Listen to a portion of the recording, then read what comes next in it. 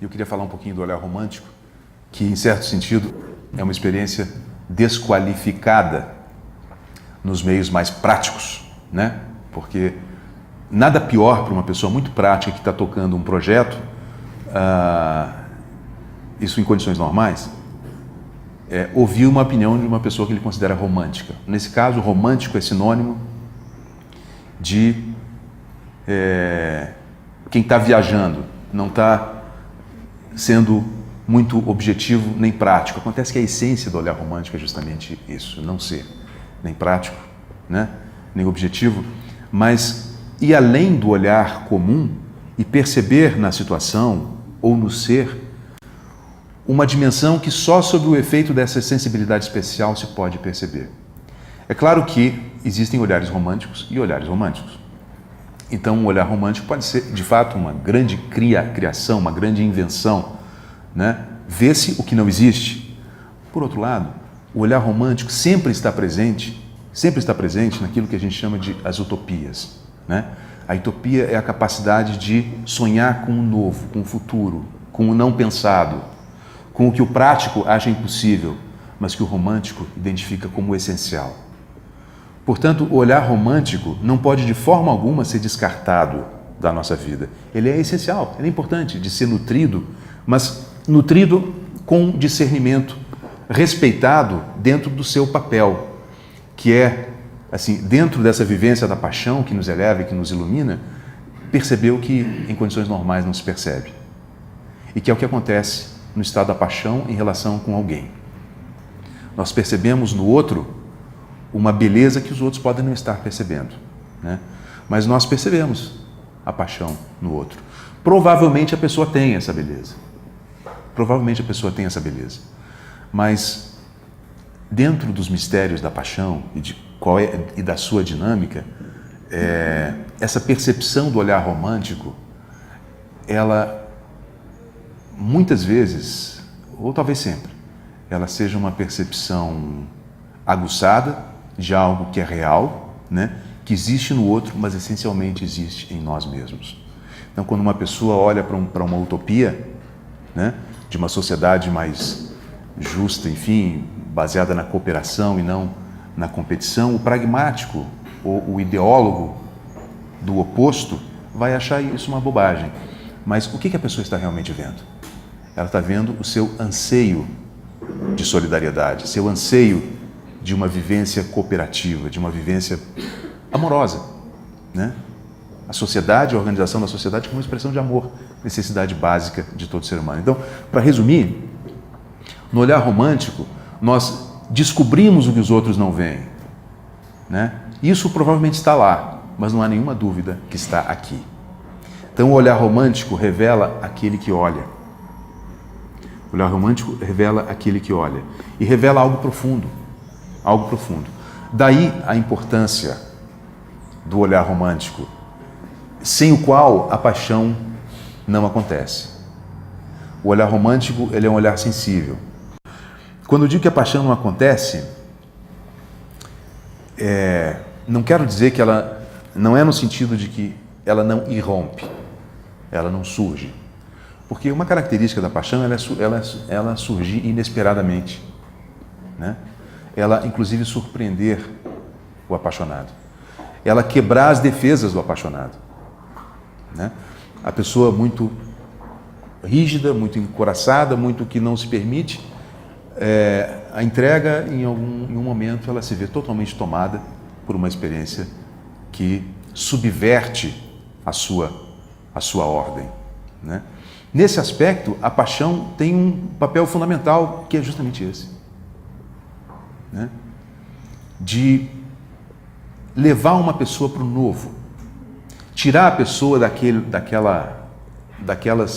daquela situação já conhecida e segura, e que por ser talvez conhecida e segura demais, acaba se tornando um impedimento para as renovações evolutivas, né?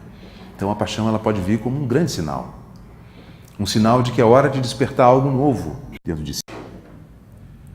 E então, quando ela surge, né, exaltá-la como fazem os poetas, né, o cantar louvores e buscar uma entrega absoluta e impensada.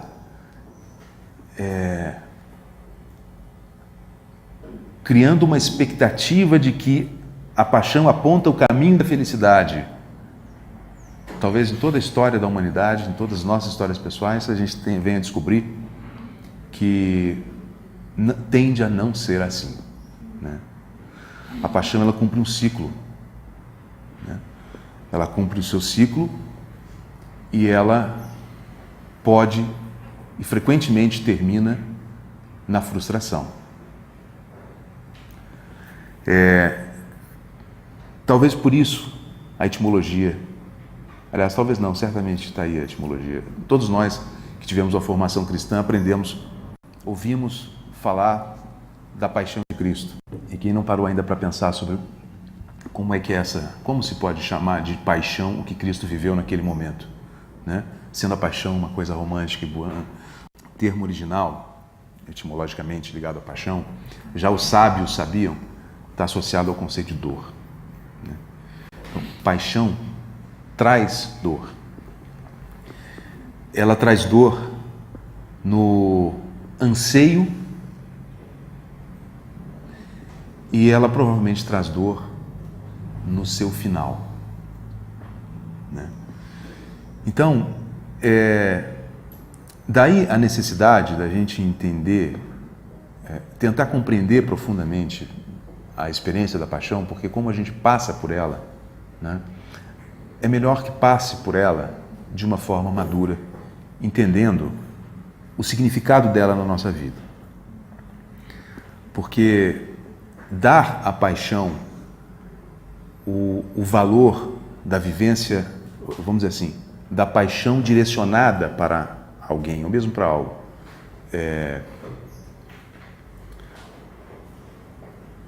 e entrar de uma forma ingênua leva sempre ao mesmo fim, né? E esse fim vai ser um dos grandes sentidos da paixão,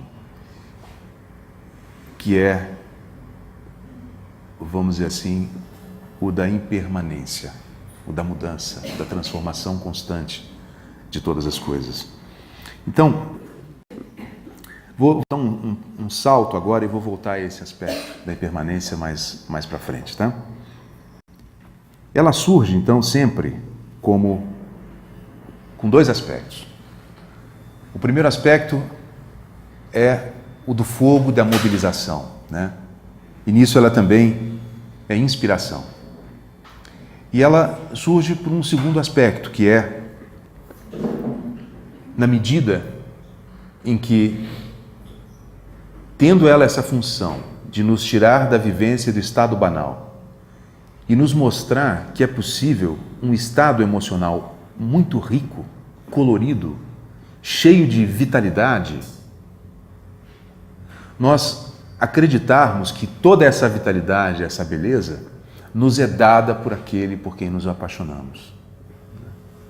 Quando essa outra leitura, assim, mais espiritual, ela tende a mostrar que aquela luz que o outro parece ter é uma luz refletida. É uma luz refletida da beleza, que é uma beleza, assim, da própria vida e que se expressa em nós. E na medida em que, de uma forma ingênua, a gente elege, né? Elege esse objeto da paixão como sendo a grande meta do viver, nós podemos nos tornar gradualmente mais dependentes dele. Eu lembro de um grupo de terapia de muitos anos atrás. Tinha uma garota de 14 anos de idade, eu nunca mais a vi, mas eu achei surpreendente a maturidade dela. Com 14 anos, disse uma coisa pra gente. Depois do primeiro namorado, que foi um grande sofrimento, na época tinha uma propaganda que era do carro: não faça do seu carro uma arma, que a vítima pode ser você. E ela veio com essa: não faça do seu namorado um ídolo, que a vítima pode ser você.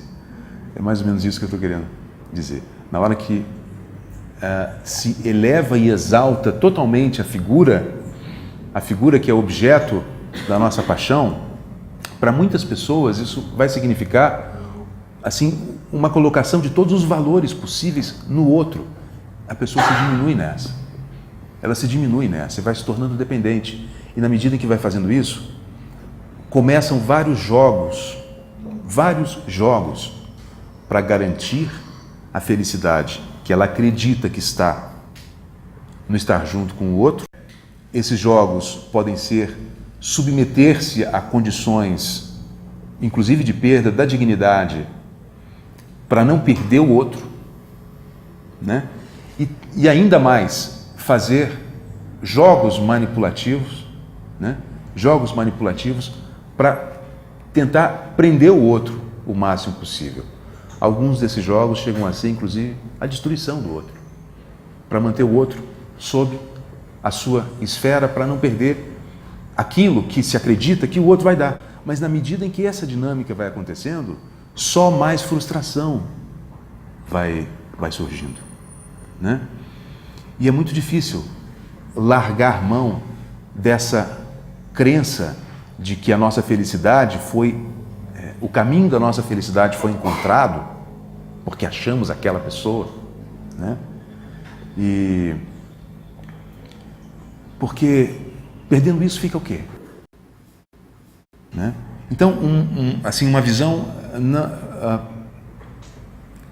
ainda não muito refletida sobre o viver faz com que a gente caia nessa ilusão. Fica o quê se eu perder esse objeto da paixão? Se eu perco o objeto da paixão, minha vida cai no vazio, né? Minha vida cai numa absoluta falta de sentido que provavelmente já existia antes daquela pessoa. Então, a paixão tem a função de nos colocar num estado, eu vou ser bem direto nisso, a paixão tem a função de nos colocar num estado mais próximo de quem nós somos.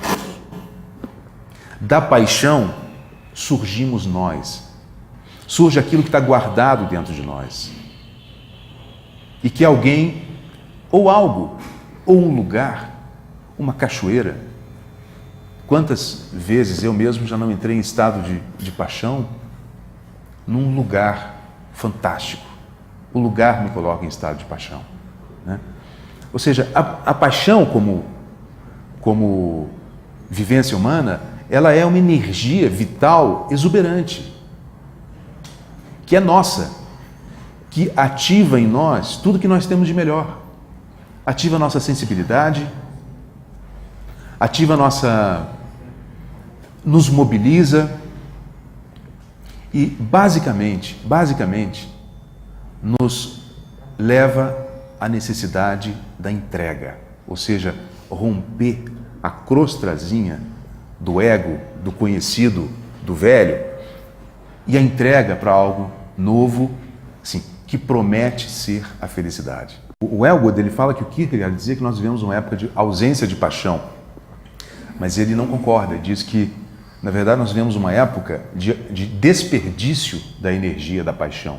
Existe muita paixão, mas essa energia poderosa da paixão tem sido desperdiçada por formas imaturas de lidar e administrar a paixão.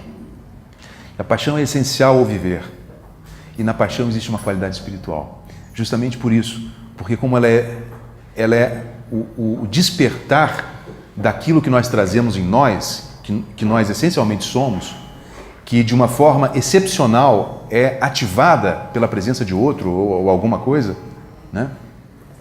Então, ela é um caminho em si mesma, é um caminho na direção da autenticidade.